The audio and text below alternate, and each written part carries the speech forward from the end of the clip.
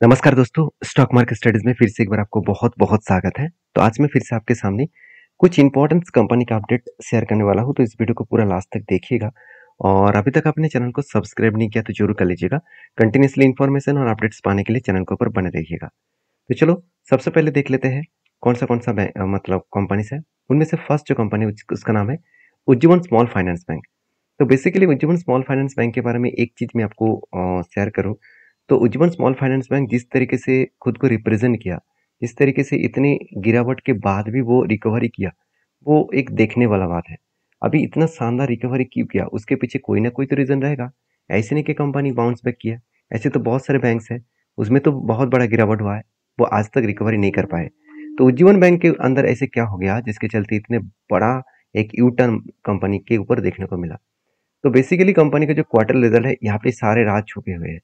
तो राज के बारे में बात करें तो कंपनी के देखिए, हर साल की अगर मार्च मंथ की डेटा दिखा दूं, तो कंपनी हर साल में खुद का रेवेन्यूज बढ़ाते चले गए।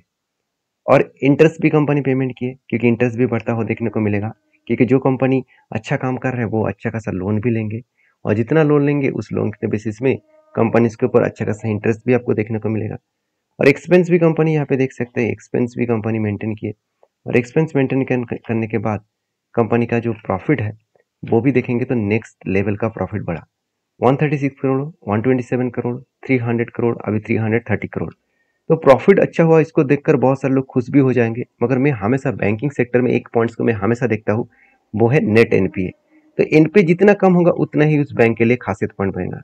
तो यही पॉइंट आपको जरूर देखना चाहिए। जो स्टॉक के ऊपर जो यू टर्न लिया, मतलब कंपनी जो रीबैक किया, इसके पीछे यही राज छुपे हुए हैं, वो है एनपीए।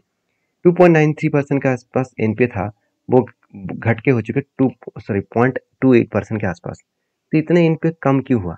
उसके पीछे एक ही रीजन है कि कंपनी का जो मैनेजमेंट है वो बहुत हद तक कस्टमर को हैंडल किया, बहुत हद तक कस्टमर से वो पैसा मार्केट से उठा पाए, और इसी के चलते है कंपनी बेस्ट तरीके से परफॉर्मेंस किया।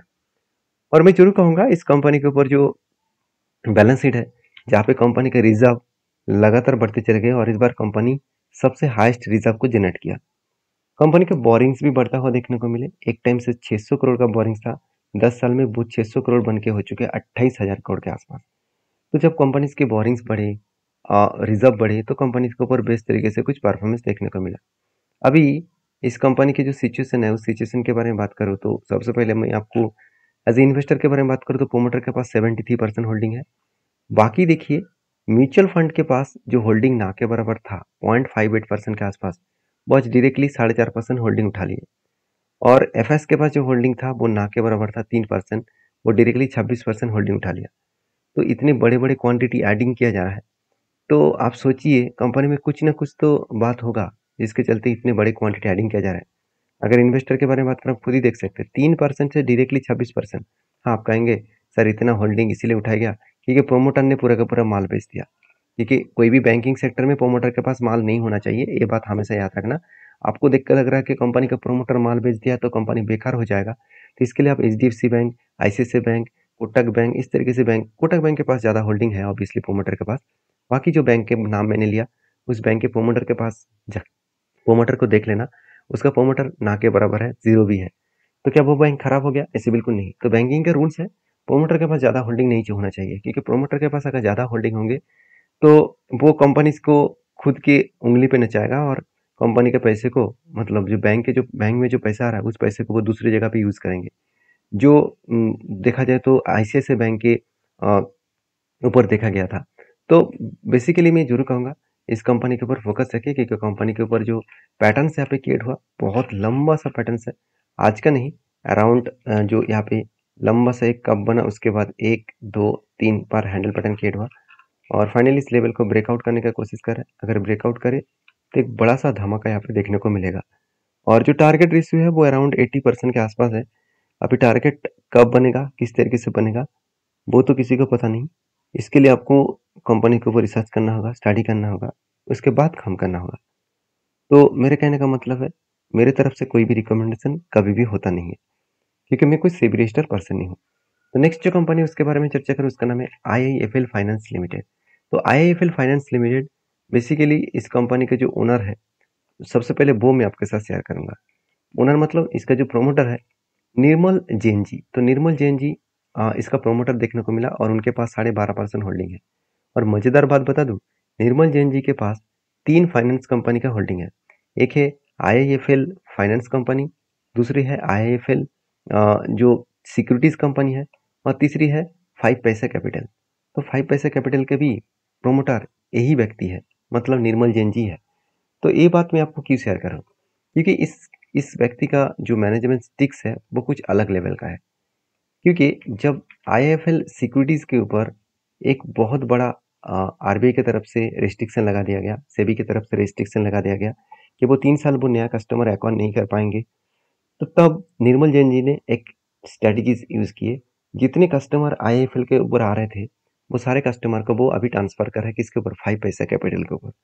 तो जो लोग सोच रहे हैं कि 5 पैसा कैपिटल इतना तेजी से भाग क्यों रहा है, सर यही रीजन है। तो मैं यहाँ पे 5 पैसे के ऊपर बात नहीं करूंगा, मैं आईआईएफएल फाइनेंस के बारे में बात करूंगा। तो आईआईएफएल जो फाइनेंस है, वो बेसिकली देखा जाए तो कंपनी का जो बिजनेस है, वो किसके ऊपर काम करता है, लोन देने का काम कर रहा है। और वो भी देखिए, एक एनबीएफसी कंपनी है और company loan and mortgage loan के ऊपर कंपनी काम कर रहा है। तो कंपनी गोल्ड लोन के ऊपर भी काम कर रहा है, होम लोन के ऊपर भी काम कर रहा है, बिजनेस लोन, साथ ही साथ micro finance, capital market finance, developer and construction finance के ऊपर भी कंपनी लोन प्रोवाइड करता है। तो बेसिकली कंपनी का जो लोन प्रोवाइडिंग है बहुत शानदार है। और मजेदार बात आपको बता दूं, कंपनी का कैपिटल एडुकेसी रेशियो 25% के आसपास है, जो बेस्ट माना जाता है, क्योंकि आरबीआई के रूल के हिसाब से 11% से ज्यादा होना चाहिए। तो ऑब्वियसली ज्यादा पैसा कैपिटल एडुकेसी रेशियो के हिसाब से है, तो ठीक ठाक है। नेट इंटरेस्ट मार्जिन भी ठीक है, चलो उतना पॉजिटिव भी नहीं है, फिर भी मैं पॉजिटिव मान ही लेता हूँ। और सबसे बड़ी बात है कंपनी का एनपीए, जो कंपनी के एनपीए एक टाइम 1% के आसपास था, आज भी 1% के आसपास है। तो एनपीए को कम नहीं कर पा रहा है, एनपीए को और भी कम करना चाहिए, क्योंकि कंपनी कितना भी सेल करे, कितना भी प्रॉफिट जनरेट करे, तो कंपनी का एनपीए ही सारे पैसा खाकर चला जाएगा। तो इसलिए एनपीए ही कम करना चाहिए, तो एनपीए को ही मेंटेन करना चाहिए। तो बेसिकली इस कंपनी के ऊपर जितने पॉइंट्स है मैं वो आपके साथ शेयर किया हूँ। तो प्लीज़ इस कंपनी के ऊपर एक बार आप स्टडी करके काम करना। और इस कंपनी के ऊपर जो म्यूचुअल फंड कंपनी है, इस कंपनी के ऊपर धीरे धीरे करके क्वांटिटी एडिंग कर रहा है। तो 2022 में मार्च में, मतलब 2 साल पहले चले जाएंगे, तो कंपनी के ऊपर कोई भी होल्डिंग म्यूचुअल फंड नहीं किए थे, और आज म्यूचुअल फंड के पास 6% होल्डिंग है। एफएस के पास 20% होल्डिंग था, वो बढ़ के आज हो चुके हैं 30% के आसपास। तो बेसिकली बेस्ट तरीके से एक कंपनी के ऊपर परफॉर्मेंस देखने को मिला। और इसी हिसाब से बात करें तो कंपनी के ऊपर जो बिजनेस है, उस बिजनेस के हिसाब से बात करूँ तो आईआईएफएल के बारे में बात करूँ, तो कंपनी के ऊपर जो बिग क्रैश हुआ था, उस बिग क्रैश को कंपनी रिकवरी करने का कोशिश कर रहे हैं। अभी देखिए, इसका जो यहाँ पे जो हाई है, इस हाई लेवल को मैं पहले बोल चुका हूँ, मैं एक थोड़ा सा मार्किंग कर देता हूँ। देखिए, जिस लेवल से करेक्शन हुआ था, उस लेवल को ब्रेकआउट तो किया। मैंने आपको ये बताया कि कोई भी कैंडल अगर ब्रेकआउट होता है, तो उसके बाद एक नेक्स्ट कैंडल ग्रीन कैंडल होना चाहिए। अगर नेक्स्ट ग्रीन कैंडल हुआ, तो सोचना वो ब्रेकआउट कंफर्मेशन ब्रेकआउट है। तो उस ब्रेकआउट के बाद एक यहाँ से जर्नी अच्छा खासा अपसाइड जो गैप है उसको फिलअप करने के लिए जाएंगे। अभी देखिए, जो आईएफएल के ऊपर जो फिलहाल की सिचुएशन है, मुझे लगता है उतना शानदार ग्रोथ तब दिखेगा जब इस लेवल को कंफर्म करेंगे, इस लेवल को ब्रेकआउट करके कंफर्म करेंगे। तो इसके लिए थोड़ा सा शायद इंतजार भी करना पड़ेगा। बाकी आपकी क्या राय है, जरूर कमेंट्स करना। नेक्स्ट जो कंपनी उसका नाम है इन्फोसिस लिमिटेड। तो इन्फोसिस के ऊपर सबसे पहले मैं बात करूँ कंपनी की टेक्निकली चार्ट पैटर्न के ऊपर। देखिए, मैंने जब टेक्निकली चार्ट पैटर्न यहाँ पे देखिए RSI 30 के नीचे आया था, तब इस यहाँ पे 200 डेज मूविंग एवरेज के नीचे कैंडल क्लोजिंग हुआ। मैं थोड़ा सा और भी जूम कर देता हूँ और भी आपको समझने में आसानी होगा। अभी देखिए, जब RSI 30 के नीचे आया और उस टाइम में 200 डेज मूविंग एवरेज के नीचे कैंडल क्लोजिंग हुआ, तो इस जगह पे मेरा एंट्री बना। और एंट्री बनने के बाद मेरा टारगेट कहाँ पे बनेगा, मैं आपको बार बार बोलता हूँ, जब RSI ऊपर जाकर इस 70 को टच करेंगे, तब यहाँ पे टारगेट बनेगा। इसका मतलब यहाँ इस जगह पे एंट्री बना है, और धीरे धीरे करके यहाँ से वो ऊपर जाकर इस लेवल तक टारगेट बन सकता है। तो कहाँ तक टारगेट बनेगा वो बोलना ठीक नहीं होगा, फिर भी मुझे लगता है कि जिस तरीके से वो सिचुएशन क्रिएट कर रहा है, वो आगे जाकर टारगेट बना सकते हैं अच्छा खासा। अभी देखिए, इन्फोसिस के ऊपर मैं बहुत बार इस तरीके से स्ट्रेटेजीज के ऊपर काम किया हूँ। पहले भी आप देखेंगे तो पहले भी इस तरीके से स्ट्रेटेजीज के ऊपर काम किया, ध्यान दीजिएगा। यहाँ पे 200 डेज मूविंग एवरेज के नीचे कैंडल क्लोजिंग हुआ, और उसी टाइम में 30 के नीचे भी RSI टच किया। मतलब जब भी RSI 30 के नीचे टच करेंगे, उस टाइम में 200 डेज मूविंग एवरेज के नीचे कैंडल को क्लोजिंग होना पड़ेगा। तो उस जगह पे क्लोजिंग प्राइस में एंट्री बनेगा, और RSI जब ऊपर जाकर 70 को टच करेंगे तब एग्जिट बनेगा। तो यहाँ पे 50 दिनों में 15% के आसपास कंपनी टारगेट अचीव किया। और उसी तरीके से अगर प्रीवियस डेटा को दिखा दें तो यहाँ पे भी देख सकते हैं कंपनी के ऊपर RSI के ऊपर देखिए यहाँ पे गैप डाउन में ओपन हुआ और यहाँ पे एक एंट्री बना और उसका टारगेट कहाँ तक बना इस लेवल में। तो कितने दिनों में मिला 88 डेज में 14%। तो यही होते हैं पावर। तो अगर आपको सारी चीज़ों को सीख कर जानकर काम करना है तो मेरे साथ जुड़े रहिए, चैनल को सब्सक्राइब भी करिए। नेक्स्ट जो कंपनी है उसका नाम है दबांगिरी शुगर कंपनी लिमिटेड, जो एक 1000 करोड़ का कंपनी है। और बेसिकली कंपनी ने गुड अपडेट जल्द से जल्द आपको देने वाले हैं और वो अपडेट कंपनी एक के बदले 10 शेयर देने वाले हैं। तो ये था कुछ कंपनीज का अपडेट। वीडियो अच्छा लगे तो प्लीज़ जानकारी को दूसरों के साथ शेयर करना और चैनल को सब्सक्राइब भी करना। मिलते हैं नेक्स्ट वीडियो में, तब तक के लिए धन्यवाद।